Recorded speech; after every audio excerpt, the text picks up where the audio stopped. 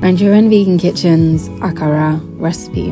Today I'll be making this akara with beans flour, so I'm going to start by chopping my peppers and onions, and the star of this recipe asides the beans is going to be beer.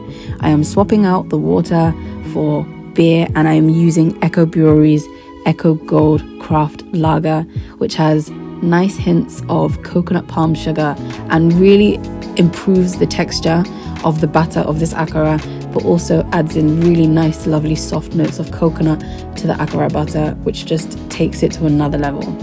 So I'm going to add my beans flour to a bowl and season this with salt and pepper, and then gradually add in my beer batter.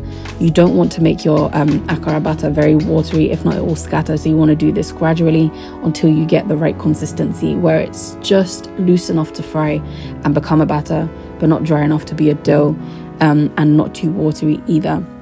I'm going to combine this in really well, and once it's smooth like this, then I'm just going to add in my pepper that I've chopped up and my onions too, and I'm going to continue to mix.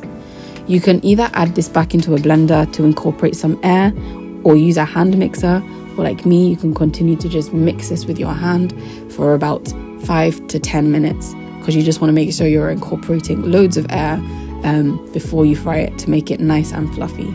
Like me, if you're using beer, there are already carbon bubbles and bubbles from the beer, so it does improve the texture, as I say, and makes it really nice and fluffy. Then I'm going to add some oil into a pan and then scoop in my akara batter mix. If you want to do this in an easier way, then you can use, or you should use, a more hollow frying pan, pot or wok. If you see akara vendors on the streets frying akara, they use loads of oil in deep rounded frying pans, and it just makes it easier to fry the akara and to get that nicer shape.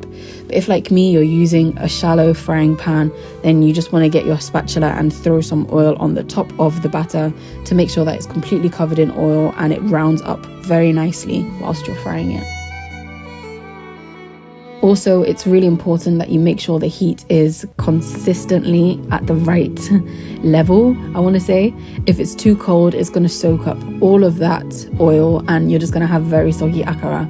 And if it's too hot, it's going to cook too quickly or burn, and you do not want to be eating undercooked beans or raw beans. That can really upset your stomach and give you just like a ton of digestion issues.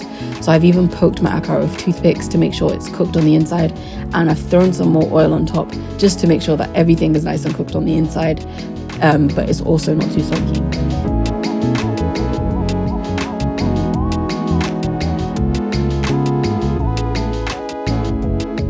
I've just served this up with some pap, classic, lovely, and this akara tastes really good, intensified and just improved with the notes from the beer.